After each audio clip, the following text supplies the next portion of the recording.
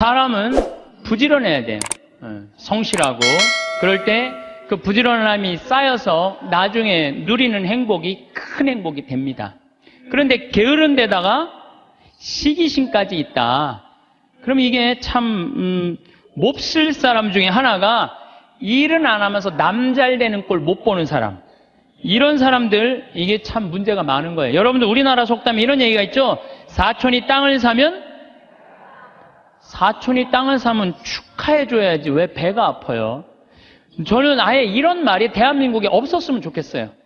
우리는 이런 말을 해줬으면 좋겠어요. 사촌이 땅을 사면 축하해줘야 된다. 이런 말이 있었으면 좋겠어요. 요즘 중국 사람들이 맨하탄을 다 사요. 맨하탄을. 그러니까 얼마 전에도 7억 달러짜리 맨하탄 상징 건물 하나 샀다고 그러더라고요. 근데 맨하탄에 건물을 사는데 그렇게 대기업가도 사지만 뉴욕에 사는 중국 사람들 40명이 모여갖고요. 40명이 돈을 모아요. 돈을 모아갖고 건물 하나 사는 거예요. 건물을 사갖고 거기에 이제 새 들어 사는 우리나라 사람들, 무슨 베트남 사람들, 또 멕시코 사람들, 이런 사람들을 어떻게 내보내냐면 세를 전부 다 올려요. 그럼 세를 감당을 못하니까 다 나가잖아요? 그럼 중국 사람들한테 다 주는 거예요. 그래갖고 자기네들끼리 상권을 형성하는 거죠. 그래서 그걸 우리가 화교, 그런 지역을 그러잖아요. 차이나타운이라고 그러잖아요. 차이나타운. 중국이요, 여러분들, 해외에 나가 있는 중국 사람들이 3,500만 명이 나가 있대요. 그런데 이 사람들의 자본이 얼마냐면 2조 달러래, 2조 달러. 우리나라가 1년에 수출입 다 합쳐갖고 1조 달러예요, 우리나라는 1조 달러. 근데 얘네들 자본이 2조 달러를 어떻게 하느냐면은 자기 본토에다가 다 투자하는 거야. 그러니까 나가 있는 중국 사람들이 본토에 투자하고 또 나가서 자기네들끼리 또 상권을 형성해갖고 돈을 모아갖고 건물을 사고 자기네들끼리 뭉쳐서 사는 거예요. 말레이시아의, 인도네시아의 재정은 70%, 말레이시아도 마찬가지고 중국 사람들이 모든 상권을 다 줘요. 근데 우리나라는 사촌이 땅을 사면 배가 아프다는 이 잘못된 이런 나쁜 이 우리들의 속담이라고 그럴 수도 없고 정말 이런 말은 없어야 돼요. 사촌이 땅을 사면 어떻게 해줘야 돼? 축하해줘야죠. 근데 우리는 남 잘 되는 꼴을 못 봐. 누가 좀 조금만 뜨면은 그 사람 그냥 깎아내리기가 바빠. 이래서는요, 이 세계 속에서요, 살아갈 수가 없어요. 개인으로도 불행하지만 국가적으로도 불행하다는 거예요. 중국 사람들보다 더 무서운 사람이 누구냐면 유대인이에요, 유대인.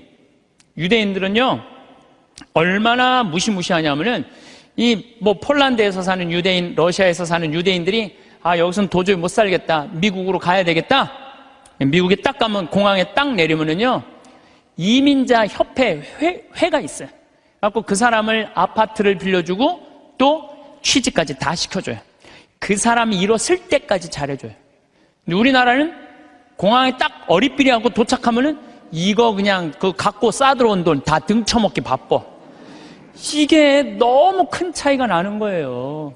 그러니까 지금 미국의 주요 백화점은 누가 다 쥐고 있냐면 유대인이 다 쥐고 있어요.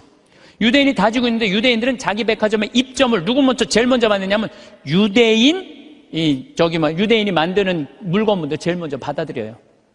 그러니까 얘네들이 잘 살 수밖에 없죠. 그 유대인들이 그래갖고 돈을 모으잖아요? 그럼 자기 돈은 누구한테 맡기냐면 유대인 은행에 갖다 맡겨요. 유대인 은행에 갖다 맡겨요. 무슨 소송이 나오면 누구한테 맡겨? 유대인 변호사한테 맡겨요. 아프잖아요? 누구한테 가요? 유대인 의사한테 가요. 그러니까 이 유대인들은요, 어느 정도냐면은, 이 미국의 부의 한 50%를 유대인이 쥐고 있대요. 그 중에 미국 부자의 30%는 유대인이래요. 철저하게 민족끼리 돕는 거예요. 사촌이 땅을 사면 배가 아픈 게 아니라 사촌이 땅을 살 수 있도록 도와주는 거죠. 시기심이 없는 거죠, 시기심이. 근데 우리 시기심이 너무 많아. 이 출애굽기 22장 24절에서 25절을 보면 너희가 나의 백성에게 너희 곁에 사는 가난한 이에게 돈을 꾸어 주었으면 그에게 채권자처럼 행세해서도 안 되고 이자를 물려서도 안 된다. 너희가 이웃의 겉옷을 담보로 잡았으면 해가 지기 전에 돌려주어야 한다. 이게 유대인들은요, 민족끼리는 서로 책임진다. 이게 철저해요. 근데 우리나라 사람들은 제가 외국에 나가보면요, 다 개인적으로는 잘 살아요. 근데 다 같이 모여갖고 건물 샀다는 얘기는 한 번도 들어본 적이 없어. 예. 우리가 이게 안 되는 거예요. 개인적으로는 특출나지만은 이게 서로 축복해주는 게 안 되는 거죠. 미국에 7대 영화사가 있는데 이 중에 6개가 유대인이에요. 6개가 파라마운트, MGM, 워너브라더스, 유니버설, 21세기 폭스, 다 유대인이 만든 영화사예요. 할리우드의 모든 건 디즈니, 월트 디즈니만 미국 사람 거예요. 근데 이 월트 디즈니도 CEO가 20년 동안 유대인이 하고 있어요. 그러니까 황금알을 낳는 건 다 유대인이 쥐고 있는 거야. 그러니까 얘네들이 영화에서 나오는 돈들, 배우도 유대인을 쓰고, 무슨 시나리오 작가도 유대인을 쓰고, 감독도 유대인이고, 영화 배급사도 유대인이고, 그러니까 다 같이 사는 거예요. 얘네들이, 자기네들이 돈이 이렇게 생기잖아요? 그럼 이 돈을 또 미국에 있는 유대인들은 어디다 보내냐? 본토에 보내요. 이스라엘, 팔레스타인, 이쪽으로 보내는 거예요. 그러니까 서로 협력해서 사는 거죠. 잘 나가는 사람 시기하면요, 분열이 일어날 수밖에 없어요. 근데 성당에서도 하다못해 주일학교 하나를 운영해도요, 이게 깨지는 경우가 시기심 때문에 깨져요. 시기심 때문에. 성당도 왜 깨져? 전 총회장단하고 후임 총회장들하고 서로 시기심 때문에 성당도 깨지는 거예요. 시기심이 참 많아요. 하나님께서 양을 바친 아벨의 제물은 봐두고 곡식을 바친 카인의 제물을 받지 않자 어떻게 해요? 카인이 아벨을 죽이잖아요. 시기심 때문에 그러는 거예요. 시기심 때문에. 사무엘 이서의 이 상권의 18장 7절에 보면은 지금 PLO, 이스라엘 맨날 테러하는 걸 PLO라고 그러잖아요. 이게 팔레스타인이에요. 팔레스타인. 근데 옛날에도 2000년 전에도 3000년 전에도 이 성서에는 필리스타인이라고 써 있어요. 필리스타인 있었어요. 얘네들이 맨날 유대인들하고 싸웠어요. 골리앗한테 맨날 그냥 지고. 근데 다윗이 나와갖고 필리스타인, 팔레스타인들을 다 쳐 죽여요. 그래서 완전히 사울이 그냥 완전 왕권이 굉장히 강화가 돼요. 근데 다윗이 싹 들어오니까 이스라엘 처녀들이 속을 들고 춤을 추면서 이런 노래를 해요. 사울은 수천을 쳤고 다윗은 수만을 쳤네. 이 얘기를 듣고 사울이 살짝 미쳐요. 뭐가 생기냐면 시기심이 생기기 시작하는 거야. 그래서 다윗을 죽이려고 그래. 끊임없이 죽이려고 그래. 끊임없이 죽이려고 그러고 하다못해 딸 미가를 다윗한테 줘요. 사위야, 사위. 그런데도 죽이려고 그래요. 결국은 그 능력 있는 다윗은 사울 곁을 떠나요. 사울 곁을 떠나니까 사울이 훌륭한 장수를 잃어버렸잖아요. 훌륭한 장수를 잃어버린 필리스틴하고 싸우다가 마지막에 다 죽고 자기만 남아요. 어떻게 했겠어요? 스스로 자기 배를 칼로 자기 자살해, 자살. 다윗을, 그 능력 있는 다윗을 자기 옆에 왕으로 데리고 있었다면, 시기심을 가지지 않고 데리고 있었다면 아마 사울은 이스라엘 처음으로 통일한 왕으로서의 그 대단한 명성을 누렸을 거야. 근데 그놈의 시기심 때문에 모든 걸 다 잃어버리는 거죠. 여러분들, 우리들 다 마찬가지예요. 여러분들 가만히 보면요, 뭐 때문에 우리가 깨지는, 교회 분열도 시기심 때문에 깨지는 거예요. 오죽했으면은 예수님께서 최후의 만찬 끝나고 제자들의 발을 씻겨주고 난 다음에 마지막 기도가 뭔지 알아요?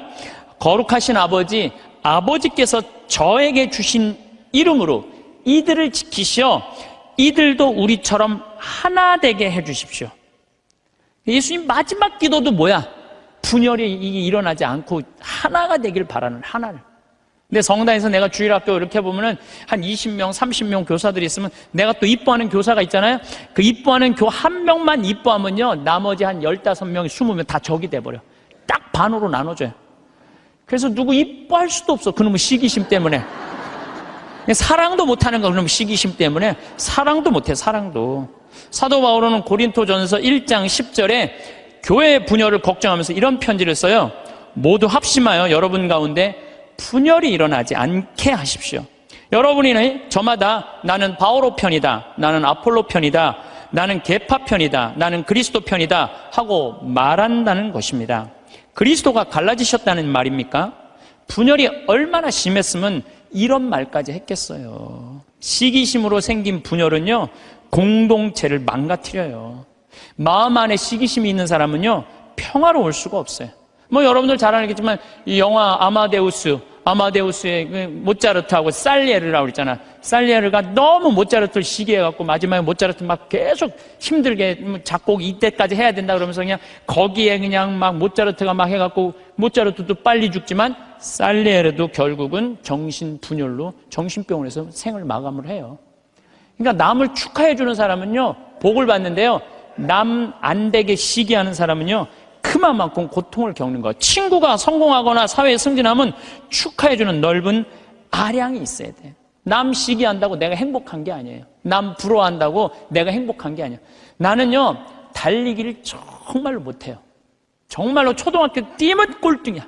막 쭉 뛰어도 꼴등이야. 얼마나 이놈들이 빠른지. 난 정말로 달리기를 못했어요, 초등학교 때. 그리고 나는 참 그림을 못 그렸어요. 제가 이렇게 뭐 옛날엔 그림의 필요성을 별로 몰랐는데 뭐 외국에 다니고 뭐 미술관에 다니다 보면 막 뭐 얘네들이 막 고흐 막 이런 애들이 그림 그리는 거 보면요 내 마음 안에서 막 예술혼이 막 불타요. 그래갖고 막 집에 와갖고 막 도화지도 사고 크레용도 사갖고 집에 와서 막 그림을 그려요. 동창 신부들 오면 내가 보여줘요. 이 그림 어떠냐? 그러면은 동창 신부들이 이구동성을 하는 얘기가 조카가 그린 거냐, 조카가. 난 내가 그린 건데. 한 7살 정도 애가 내 그림을 보고 안 웃는 사람이 한 명도 없었어요. 명작이지, 보고 웃는 거 보면은. 그런데 수준은 조카가 그린 그림이냐. 난 그림을 참 못 그려요. 또 나는 수학을 참 못해요. 중학교를 안 다녀서 그런지 전 중학교를 안 다니고 검정고시를 봤거든요. 그래서 수학을 못해요. 고등학교 올라가도 이해가 안 되더라고요. 지금 나는 그래서 지금 학교 다니면서 수업 시간에 자는 애들 다 느낌 아니까, 걔네들 느낌 아니까 이해가 돼요. 왜냐하면 이해가 돼야지 수업 도저히 알아듣지를 못하니까. 난 수학을 정말로 못했어요, 수학을. 근데 내가 맨날 나는 왜 달리기를 못하지? 나는 왜 이렇게 키가 조그마지? 나는 왜 수학을 못하지? 나는 왜 그림을 못 그리지? 맨날 이런다면 난 불행한 사람일 거예요. 나는 그런 걸 못 가졌지만 난 뭐가 좋아요? 목소리가 좋잖아요, 나는. 네, 목소리가 좋잖아요. 저는 제가 목소리 좋은 거 어렸을 때 어떻게 알았느냐면 애들이 막 발표할 땐 다 시끌시끌해요. 근데 내가 일어나고 발표하면 다 조용해요. 이게 귀가 확 들리나 봐요, 귀가. 그리고 제가 왜 목소리 좋은 줄 아느냐면은 사복을 입고 내가 음식점에 가서 음식을 시키면요 많은 분들이 나한테 이렇게 물어요. 내가 사복을 입었으니까 내가 누군지 어떻게 알아요? 근데 내가 음식을 딱 시키면요 저한테 딱 하는 말이 있어요. 혹시 성우시냐고. 그러니까 내가 생긴 게 잘생겼어, 키가 커, 뭐가 있어. 딱 목소리만 듣고 혹시 성우시냐고. 그래서 수도 없이 들어요. 성우시냐는 얘기를 정말 많이 들어요. 그리고 나는 내가 그 음향 박사님이 제 목소리를 분석을 해줬어요. 신부님 목소리는 톤이 높은데 굵대는 거예요. 톤이 높고 굵으면요 똑같은 단어를 얘기해도 내 말은 귀에 꽂힌다는 거예요, 내 말을. 그러니까 내가 이렇게 평화방송에 이렇게 신부님들 나와서 쭉 강론하시잖아요, 수임들 강론하시잖아요, 강의하시잖아요. 내용을 들어보면 내가 받아 적을 정도로 내용이 좋아요. 근데 그분들한테 단점이 뭐냐면은 예수님께서는 부활하셔갖고 3일 만에 오셔갖고 성령을 보내셔갖고 승천을 뭐 하셔갖고 제자들이 뭐, 그러니까 정말로 듣기 좋은 내용인데 톤이 거의 같고 목소리 톤이 낮기 때문에 집중이 안 되는 거예요. 근데 난 한마디라도 예수님께서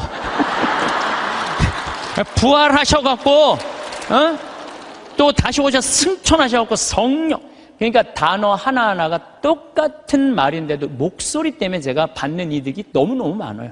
그러니까 저는 중학교, 고등학교 때도 미사 해설하고 독서하고 뭐 신학교 때도 무슨 뭐 세미나 발표하고 이럴 때 제가 목소리 좋은 걸 저 자신도 알아요. 그래갖고 내가 서품 받을 때 난 다른 거 달리기 잘해달라고 나 기도한 적 없어요. 서품 받을 때 뜀 잘 뛰게 해달라고 그런 적도 없어요. 나는 누워서 이 재단에 엎드려갖고 주님한테 딱 2가지 부탁했어요. 강론 잘하게 해달라고, 또 하나는 글 잘 쓰게 해달라고. 신부가, 나는 신부 중에 키 큰 신부 별로 소용없다고 생각해요. 아니 복음 선포하는데 키가 무슨 상관이야. 네. 그리고 난 생긴 것도 그렇게 중요하다고 생각하지 않아요. 제가 그 보좌 신부 때 굉장히 15,000명, 16,000명 본당에 보좌 신부를 했었어요. 그러면은 저 뒤에 있는 분들은 내 얼굴이 안 보여요. 그러니까 미사참여 뒤에 하시는 분들은 끝까지 내 얼굴 몰라, 1년 내내. 근데 그분들이요, 10년 후, 20년 후 와갖고 내 목소리 딱 들으면요, 목소리가 생각이 난다는 거예요. 목소리만 좋으면 됐지, 뭐 키 커서 뭐해. 그렇지 않아요? 그러니까, 과연 내가 받은 게 뭘까? 내가 받은 게 뭘까? 여기 계신 분들, 하느님께서 하나씩 다 주셨어요. 다 주셨어요. 신부님, 전 받은 게 정말 아무것도 없는 것 같은데요? 밥 잘하는 것도 재능이에요. 밥 잘하는 것도. 나는 우리 이 주방장님, 우리 생태마을의 주방장님 있는데 정말로 음식을 맛있게 해요.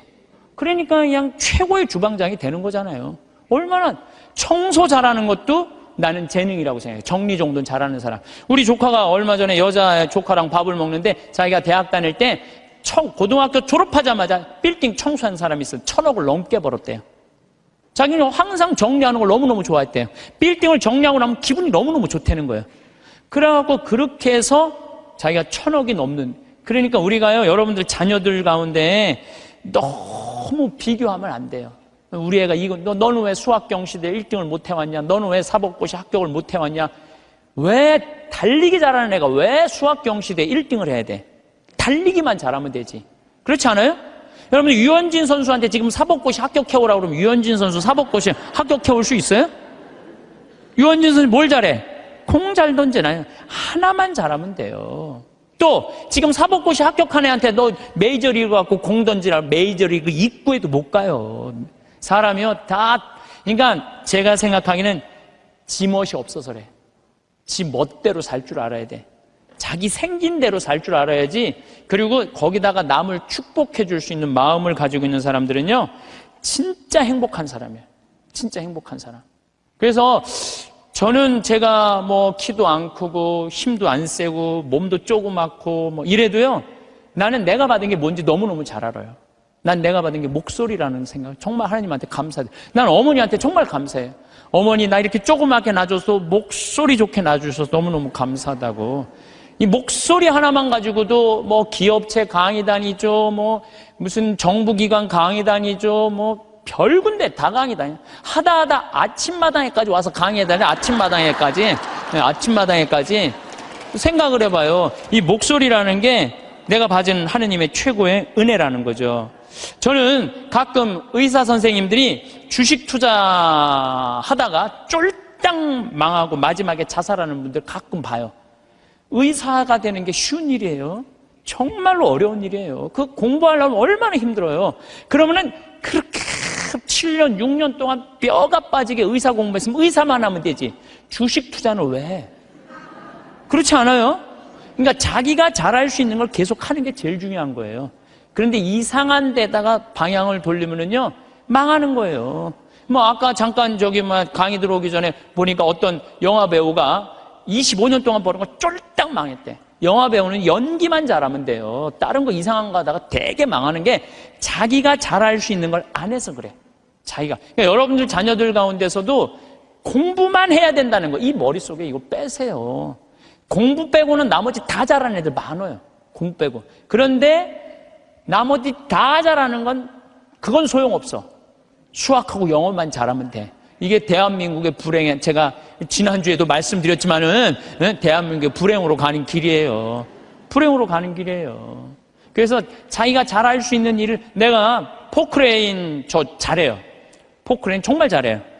내가 뭐 하루 종일 포크레인 가지고 황토 집 질 때도 포크레인으로 지는 황토도 잘 개요. 근데 내가 포크레인 하면서 깨달은 게 뭐냐면 아침부터 밤 6시, 7시까지 하는데도 하나도 안 지겨워.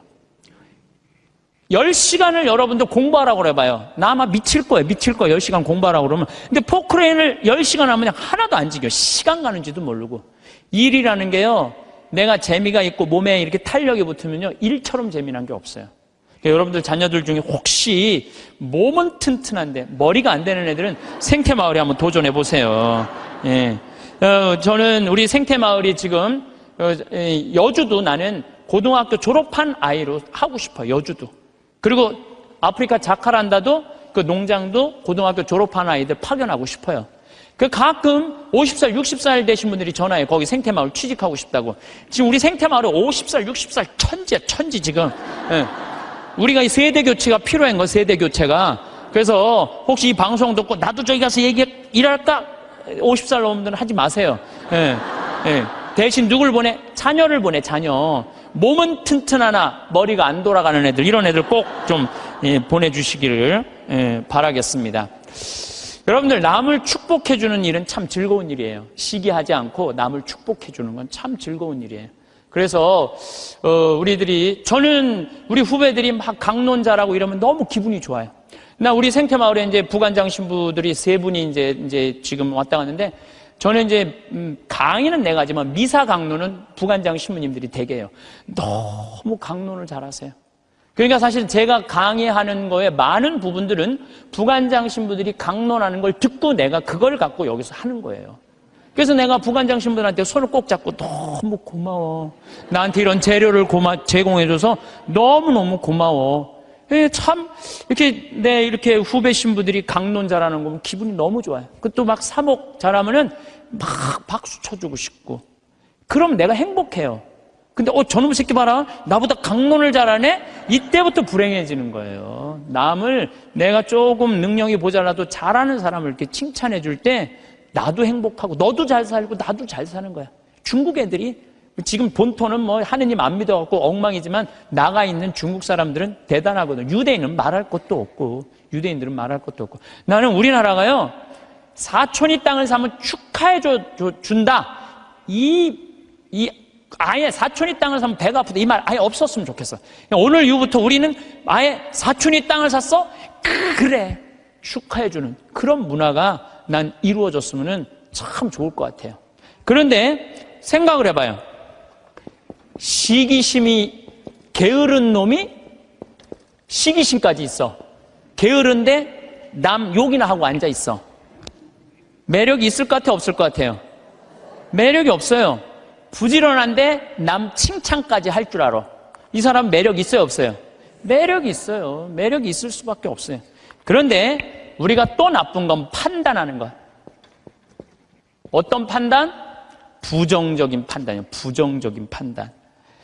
예수님은 마태복음 7장 1절에 이런 말씀을 하세요. 남을 심판하지 마라. 그래야 너희도 심판받지 않는다. 이야, 내가 남을 심판하면은요, 하느님도 나를 심판을 해요. 근데 나이가 남을 심판하지 않으면 하느님께서 나를 심판하지 않아요. 아주 쉬운 거잖아요. 근데 왜 우리가 남을 심판을 하냔 말이에요. 너는 어찌하여 형제의 눈 속에 있는 티는 보면서 내 눈 속에 있는 들보는 깨닫지 못하느냐. 저는 이게 평생의 내 숙제였어요. 남의 눈에 있는 티끌을 볼 것이냐, 내 눈에 있는 들보를 볼 것이냐. 여러분들은 이 대한민국에 보면은요, 남의 티끌은 기가 막히게 끄집어내, 남의 티끌은. 근데 우리는 어떻게 해? 자기 눈에 있는 들보는 안 보는 거야. 텔레비전을 보면은요, 이 세상에 다 죽일 놈만 있는 것 같아. 죽일 놈만. 다 때려 죽일 놈만 대한민국에 사는 것 같아. 그래요? 대한민국이 그렇게 막 때려 죽일 놈만 살아요? 저는요, 얼마 전에 내가 좋아하는 우리 최경남 신부가 또 해준 얘기예요. 자기가 조용필 콘서트를 갔다 왔대요. 감동받았대요. 너무너무 정말로 프로페셔널이 저거구나. 우리 신부들도 저런 마음으로 사목을 하면은 정말로 사목이 잘 될 거란 얘기를 하면서 나한테 기가 막힌 얘기를 해주더라고요. 조용필 씨가 1982년 비련이라는 못 찾겠다 꾀꼬리 4집을 냈는데 비련이라는 그 노래가 있대요. 그런데 시골 병원에 지적 장애아가 8년 동안 14살짜리 먹은 여자애가 울지도 않고 웃지도 않는 거야. 그런데 얘가 비련이라는 노래를 듣고 울기 시작하는 거야. 14살짜리가 막 울더래요. 그러니까 병원에서 난리가 난 거죠. 8년 동안 웃지도 않고 울지도 않던 애가 비련이라는 노래를 눈물을 쫙 흘리니까. 그러니까 부모도 미치죠. 내 애가 감정 표현하니까 얼마나 행복하겠어요. 그래갖고 그 병원에서 연락을 한 거예요. 조용필 씨한테. 제발 우리 병원에 한 번만 와갖고 이 아이 손 한 번만 잡아줘라. 손 잡아주고 노래까지 해주면 더할 나위 없지만 손이라도 잡아줘라. 했는데 그때 조용필 씨가 1982년 4집 못 찾겠다 꾀꼬리 할 때 캬바레에 가서 노래 한 곡 하면 3천만 원을 받았대요. 지금 돈으로. 근데 보통 하루에 3-4번씩 나갔대요. 그러니까 그 매니저가 무슨 소리냐, 지금 하루에 1억씩 버는 사람인데 그 시골까지 위약금 물 수 있느냐? 꿈도 꾸지 마라. 전화를 끊었대요. 근데 조용필 씨가 이렇게 바깥에서 무슨 얘기냐? 그랬더니 매니저가 아니 저기 뭐 어떤 지적 장애 여자아이가 당신 비련이라는 노래를 듣고 막 눈물을 흘리다고 병원에 한번 초대를 한다는데 아니 이제 바빠 죽겠는데 거기를 어떻게 하느냐? 그러더니 오늘 공연이 몇 개냐고 그랬더니 뭐 4개라고 그랬더니 그거 다 취소해라. 내 위약금 내가 물겠다. 가자 그 병원에 차 대라. 그랬더니 조용필 씨가 차를 타고 그 시골까지 쫙 간 거예요. 갔는데 얘를 딱 봤는데 얘가 뭐 조용필이 누군지 어떻게 알아요? 보고 가만히 있는 거야. 근데 조용필 씨가요 대단한 사람이 그 14살짜리 여자의 손을 잡고 비련이라는 노래를 부르는 거예요. 기도하는 사랑의 손길로 탁 이렇게 노래를 쫙 그냥 오빠 막 그러잖아요 여러분들. 그러니까 얘가 또 눈물을 쫙 흘리는 거야. 그러니까 그냥 이 병원이 감동이죠 감동. 그리고 이 조용필 씨는 그걸 보고 갔어요. 부모님이 너무 감동받아서 우리가 조금이라도 사례를 할 테니까 통장 번호를 알려달라고 그랬더니 조용필 씨가 한 말이 전 정말 기가 막힌 말이에요. 나는 오늘 저 아이의 눈물을 통해서 이제까지 받은 모든 돈, 앞으로 받을 돈 모든 것보다 비싼 보상을 받았다. 그러니까 나한테 돈 보낼 생각하지 말아라. 탁 갔다는 거예요. 그게 1982년 얘기예요. 그래서 물론 내가 조용필 씨가 훌륭하다는 건 알았지만 그 다음에 내가 조용필 씨 뒷조사를 쫙 해봤어요. 뒷조사를 해봤더니 자기 부인이 세상을 떠났을 때도 23억인가 4억이나 되는 돈을요 다 어려운 사람을 위해서 다 기증하고 그 다음에 소아 백혈병 걸린 아이 한 500명 수술비를 다 대주고 지금도 1년에 몇 억씩 어려운 아이들을 위해서 내놓는다는 거예요. 그러니까 우리가 이 세상을 보면서 다 나쁜 놈들만 있는 게 아니에요. 우리가 참 훌륭한 사람들이 많아요. 요즘 저는 김장호 씨, 독도 참 여러분들 이거 대단한 가수 하나가 대단한 일을 하는 거예요. 지금 독도 뭐 100억 모은다 그러잖아요. 저도 이제 동참 꼭 하고 싶어요. 여러분들 일본 애들은요 자기네 나라에서 살고 싶지 않은 애들이에요. 2011년 3월 11일 후쿠시마 지진이 일어났지. 원자력 발전소, 원자탄 폭탄 터진 거예요. 그것 때문에 지금도 방사능 때문에 고생하고 있죠. 태풍은 그냥 일본에 다 가서 지금 아직도 10월 30일인데 아직도 무슨 프란치스코 뭐 이거 태풍 다 살고 싶지 않은 거예요. 1905년에 일본 애들이 우리나라를 어떻게 돌아왔는지 독도는 우리 땅 그리고 우리나라 먹은 거예요. 지금도 독도는 우리 땅이라고 자기네들 이번에 뭐 외교 홈페이지에 하잖아요. 한국 먹고 싶다는 거예요. 그러니까 대놓고 얘기하는 거 대놓고. 근데 정치인도 기업인도 못하는 가수 한 사람이 얼마나 대단해요. 이 세상은요 나쁜 놈만 있는 게 아니에요. 정말로 멋있는 사람들이 많아.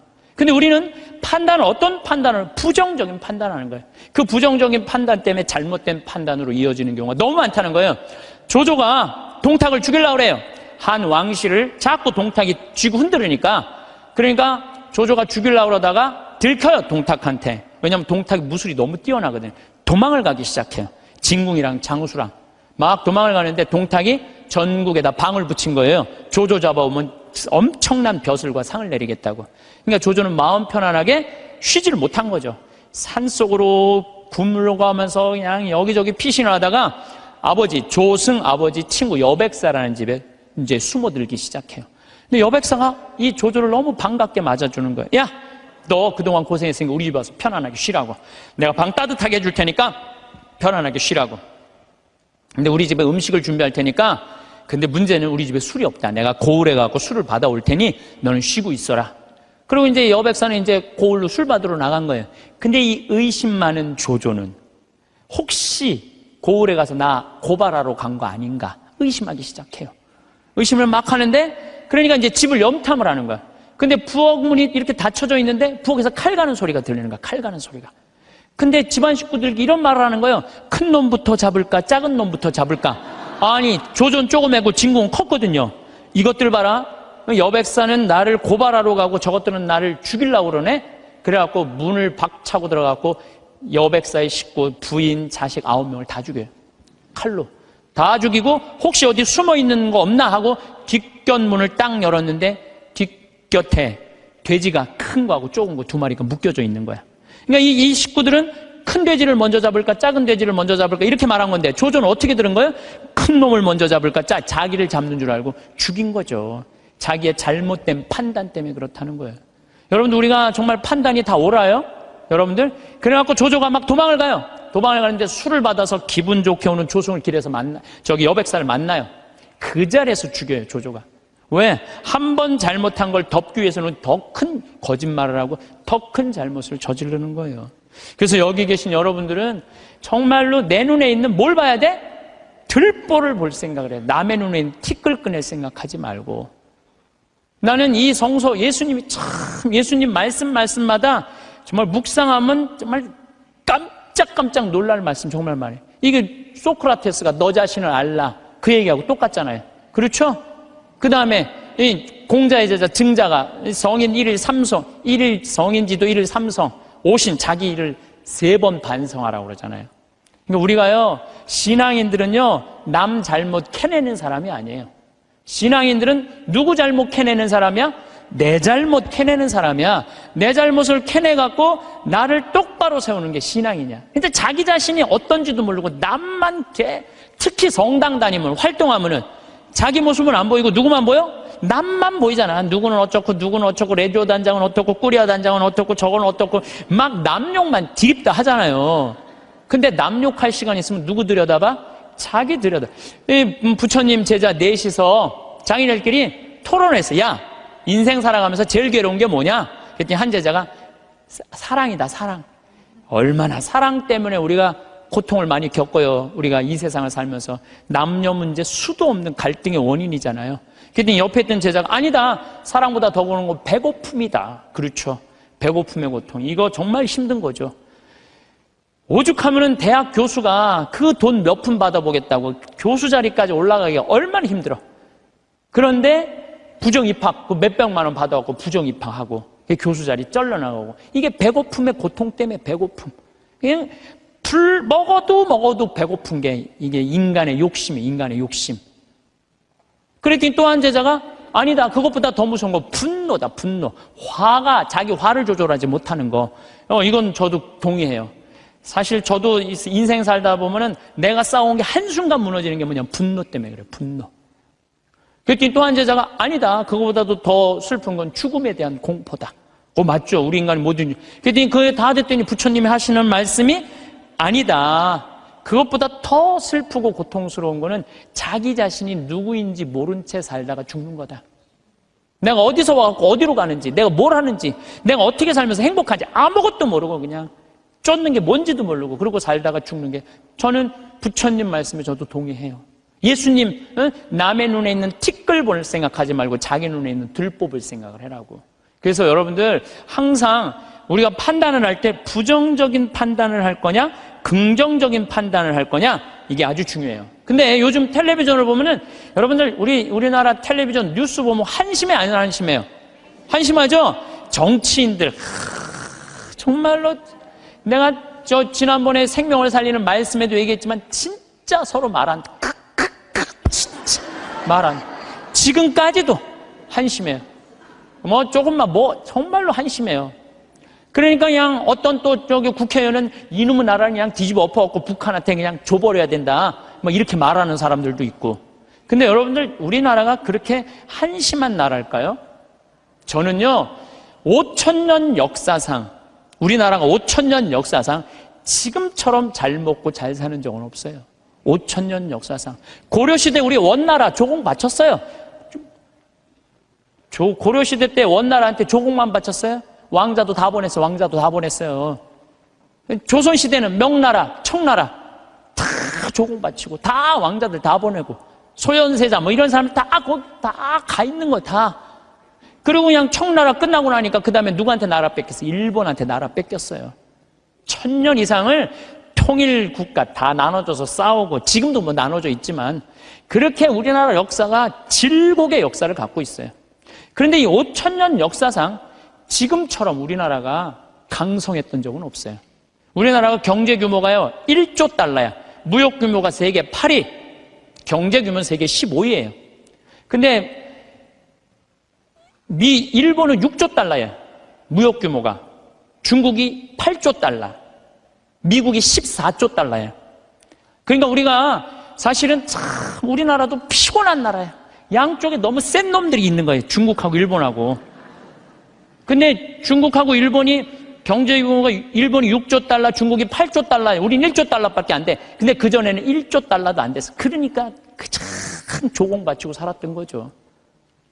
그런데도 또 전 세계에서 일본 놈하고 중국 놈 무시하는 것도 대한민국 사람밖에 없어요, 또. 근데 제 생각엔 그래요.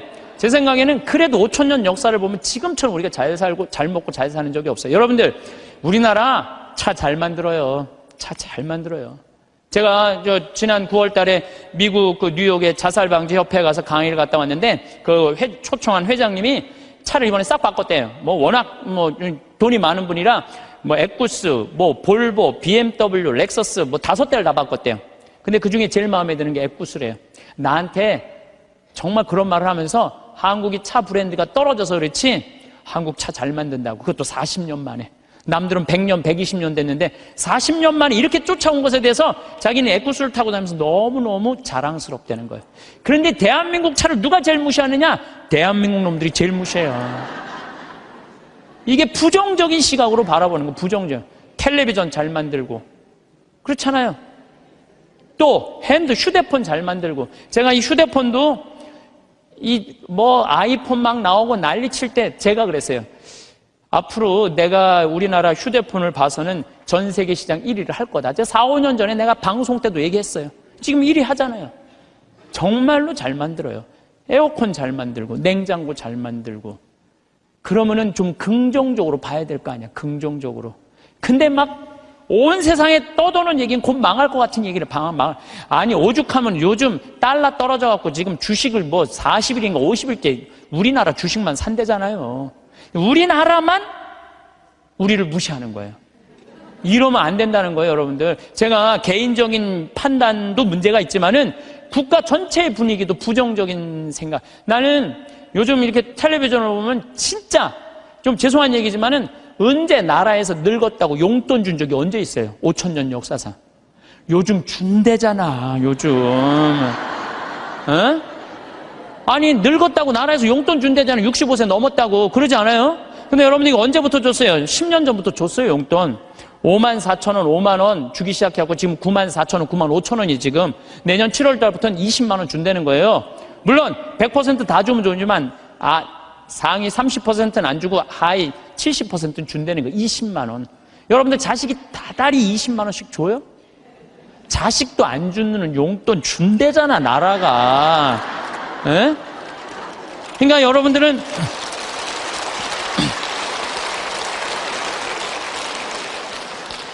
여러분들은 자식이 잘 되길 바라지 말고 누가 잘 되길 바라? 나라가 잘 되길 바래. 제가 장담합니다. 앞으로 우리나라가 3만 달러, 4만 달러 넘었으면은요, 여러분들 65세 넘은 분들 30만 원, 50만 원, 60만 원 다 넘어가요, 용돈. 그렇게 주게 돼 있어요. 그러니까 여러분들은 우리나라가 긍정적인 마음으로 정말 나라가 융성할 수 있는 그런 마음으로 나라가 잘 되길 바라야 되는데, 우리는 입만 열면 조금 있으면 망해야 된다고, 조금 있으면 망해야 된다고 이렇게 말하면은요, 그래서 그게 개인적으로나 국가적이나 사회적이나 부정적인 눈으로 세상을 보면 안 돼요. 우리 생태마을에 주창덕 씨라고 북에서 넘어온 탈북자가 한 명이 일을 하고 있어요.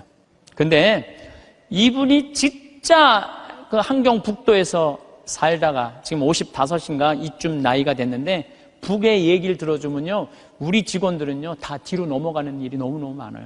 이 사람들은요 쌀 구경한 적 없대요. 밀가루도 구경한 적 없대요. 제가 제일 놀라운 건 뭐냐면은 북한 사람들 밀가루 먹고 사는 줄 알았더니 밀가루는 1년에 2번 나온대요. 2번. 그리고 강냉이 죽만 먹고 산대요. 그럼 밀가루를 가지고 수제비를 만들어 먹으면 그게 얼마나 고소한지 모른대요. 그럼 농약을 쳐야지 맛이 이상할 거 아니야. 농약 칠 돈이 있어야지 농약을 칠 거 아니에요. 그러니까 안진뱅이 아마 밀보리로 아마 하는 것 같아요. 그 수제비 먹으면 그렇게 맛있다는 거예요. 근데 그 1년에 딱 2번 먹는다는 거. 나머지는 전부 강냉이 죽을 먹는다. 나머지는 전부.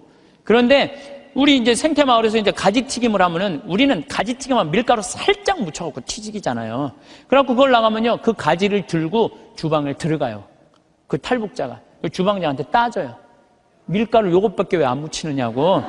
내가 밀가루 먹고 싶어서 북에서 넘어왔는데 왜 밀가루를 요것 조금밖에 안 묻히느냐고. 슬픈 얘기예요. 슬픈 얘기예요. 북한은요, 수도 없이 굶어 죽어요. 내가 지금 북한 이야기라는 책을 읽고 있는데 거기서 하는 얘기가 그거예요. 95년, 96년, 97년에 죽을 때 북한 사람 그때 제일 많이 굶어 죽었거든요. 그나마 농장에서 일하는 사람 먹고 살았대요. 탄광에서 일하는 사람 다 죽었대요. 근데 굶어 죽으면요, 다 새카매 갖고 죽는데 못 먹을 때. 근데 자기가 식당에서 일을 하는데 탄광촌에 배정을 받아서 하는데 한 10명이 새카매 갖고 다 쭈그리고 앉아있더래요. 저 사람들은 왜 일도 안 하고 쭈그리고 앉아있는지 왜 이렇게 새카마냐 그러니까 다 굶어 죽어 있는 거라고 지금 10몇 명이 그대로 앉아서 그 자리에서. 참, 북한 얼마 전에 뭐 6명 넘어갔던 분들 다시 한국으로 보냈잖아요. 그분들 내가 쭉 읽어봤어요. 북한 가면 어떻게 대우할 줄 알고. 아파도 병원 한번 가본 적도 없고 그냥 고통이란 고통을 다 겪고 그리고 온 거예요. 그러니까 나는 북한 무슨 김일성 주체사상 찬양 이해가 안 가요. 물론 내가 제일 화가 나는 건 하느님을 믿을 수 없다는 나라, 그런 나라에 대해서 제일 가슴이 아프고 슬프지만은, 그런데 무슨 북한을 찬양을 하고 그래요. 국민들은 다 굶어 죽어 하는데, 에? 그냥 여기 뭐 대통령이라는 그 수령, 우리 또 얼마나 웃기냐면 우리 직원들은 김정은이가 말이야 백성들 굶어 죽이고 그러면요 그 사람이 딱 일어나고 김정은이가 뭡니까? 위대하신 수령아바의 김정은이죠. 또 이렇게 얘기를 해요. 그럼 우리 직원들이 그래, 위대하긴 개뿔은 뭐가 있냐, 국민들 다 굶어 죽이고 뭐가 위대하냐고. 그러면은 그분이 그래, 그건 또 맞는 말입니다. 또 이런다. 근데 더 슬픈 건 뭐냐면은 이분이 왜 탈북을 했느냐면 자기 딸하고 같이 해서, 딸은 지금 간호학과 대학을 다니고 있는데 자기 아들이 관절염이었대요. 부인은 심장병이고 그거 고치고 싶어서 탈북을 한 거예요. 그래갖고 이제 돈을 이제 우리 생태마을에 이제 돈을 조금씩 모아갖고 좀만 기다리면은 자기 가서 데리고 올 텐데 안 기다린 거야. 이 아들하고 부인이 이번 여름에 압록강을 건넌 거예요. 압록강을 건넜는데 기다렸는데 연변에서 만나는 사람이 못 만났다고 전화가 온 거예요.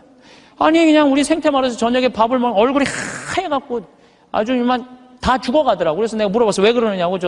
뭐 주창덕 형제. 그랬더니 하는 말이, 아니 북에서는 건너갔다는 소식이 왔는데 연변에서 못 만났다는 거야. 그래서 내가 비행기표 끊어주고 돈 주고 가서 찾아와 봐라.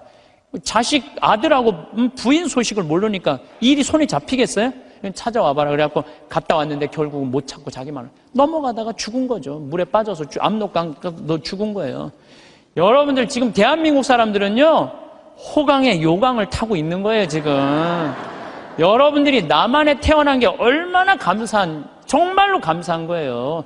지금 북한에 그래도 지금 신앙을 하는 게 1%도 된대요. 숨어서 신앙생활하는 비율이 1%가 된다는 거. 우리 천주교하고 개신교하고 있다는 거예요. 지금도 그들이 정말로 마음 편안하게 하느님께 찬양 드리고 영광 드릴 수 있는 거, 통일이 돼야 돼요. 뭐 여러 가지 이유로도 통일이 돼야 되지만은 그 안에 이 정말로 신앙의 빛을 전해줄 수 있는 통일이 돼야 되는 거예요. 우리 이 대한민국은 이렇게 보면은요 참 부정적인 시각이 너무 많은 것 같아요. 여러분들 정말로 한국은요 정말로 행복한 나라예요. 정말로. 요즘 나는 한국에 이렇게 외모로 평가하는 경향이 참 많아. 잘생기면 다 오케이야. 키 크면 다 좋고, 뭐 남자는 키가 커야 돼. 키가 개뿔 뭐 키가 크고 뭐가 좋아요. 이 기장이 저기 뭐 기지나 많이 들어가지. 키 큰 게 뭐가 좋아.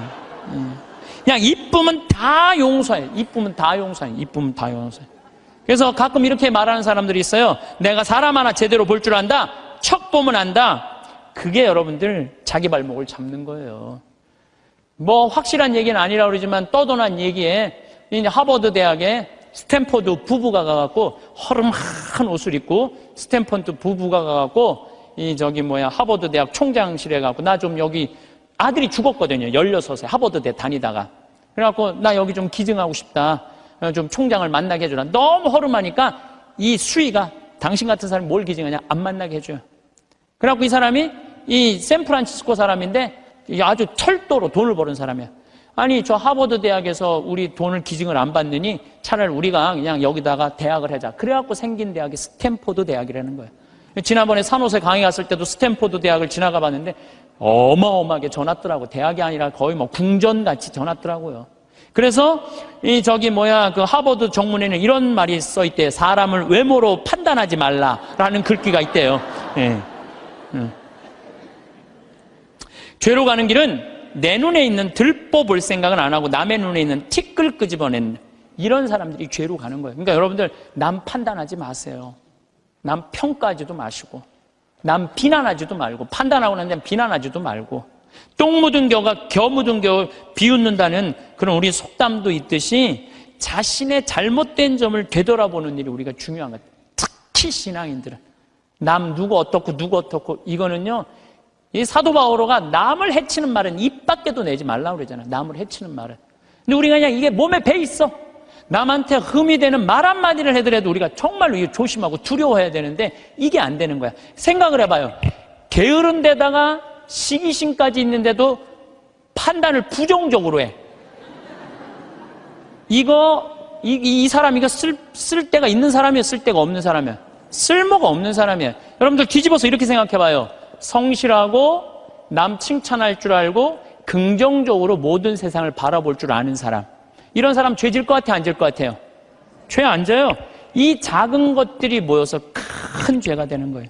작은 것들이 모여갖고 큰 죄가 되는 거예요. 그래서 저는 우리 교우들이 살면서 항상 긍정의 에너지가 사람을 사랑하고 칭찬해주고 평생의 설계가 돼 있는 그런 분들이 됐으면 좋겠어요.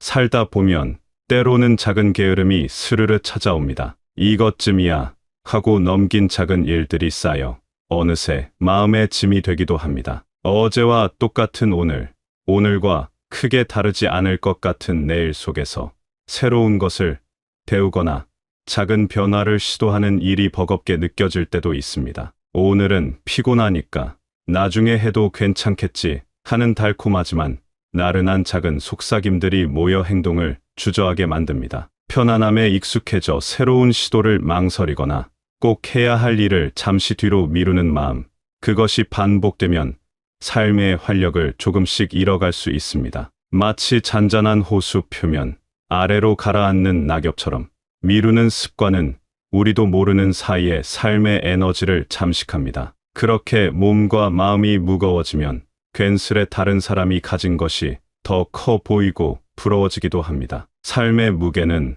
어쩌면 우리가 스스로 지고 가는 생각의 무게일지도 모릅니다. 그 무거운 생각들은 때로 눈앞의 소박한 기쁨마저 가리기도 합니다. 그 무게를 덜어내고 가볍게 살아가기 위한 첫걸음은 아주 작은 일이라도 지금 하자고 마음먹는 그 순간의 상쾌한 용기에서 시작됩니다. 그 작은 용기 하나가 연쇄적인 긍정적 변화를 일으키기도 합니다. 혹시 누군가가 잘 되는 것을 보며 마음 한구석이 불편했던 적이 있습니까?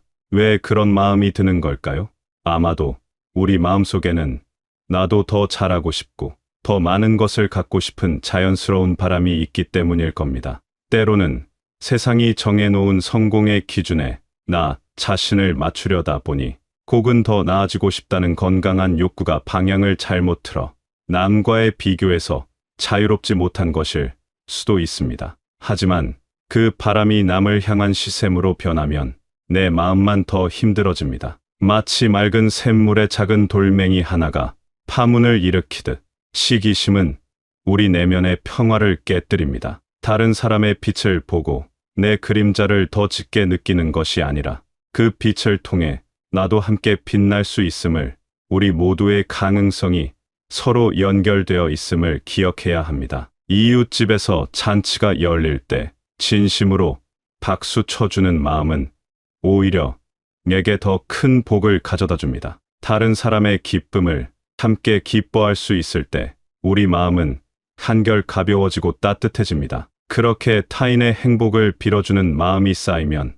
내 삶에도 긍정적인 기운이 감돌기 시작합니다. 진정한 풍요는 잦은 것의 크기가 아니라 나눌 수 있는 마음의 크기에서 오는 것 같습니다. 그리고 그 마음의 풍요는 결코 사라지지 않는, 쓸수록 더 커지며 어떠한 상황에서도 든든한 버팀목이 되어주는 우리 안의 자산이 됩니다. 사람들은 저마다 다른 모습과 다른 재주를 가지고 살아갑니다. 어떤 이는 노래를 잘하고 어떤 이는 맛있는 음식을 잘 만듭니다. 또 어떤 이는 그저 곁에 있는 것만으로도 다른 사람을 편안하게 해주는 재주를 가졌습니다. 오랜 세월 살아오며 터득한 삶의 지혜, 따뜻한 위로의 말 한마디를 건네는 능력, 묵묵히 자기 자리를 지키는 성실함, 또한 그 누구도 흉내낼 수 없는 조용하지만 강한 힘을 지닌 귀한 재능입니다. 세상 모든 존재가 각자의 빛깔과 향기를 지니듯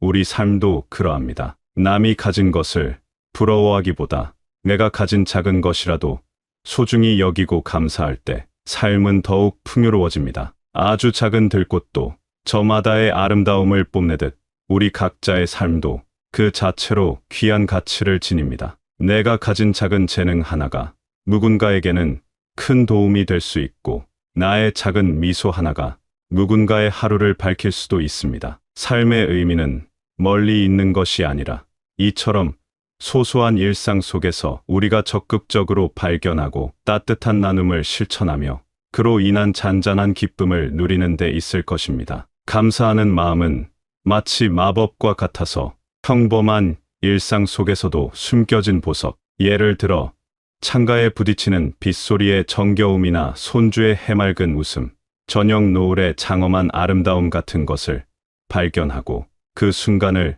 온전히 음미하게 해줍니다. 우리는 가끔 다른 사람의 작은 흠은 쉽게 발견하지만 정작 자신의 큰 허물은 잘 보지 못할 때가 있습니다. 왜 그럴까요?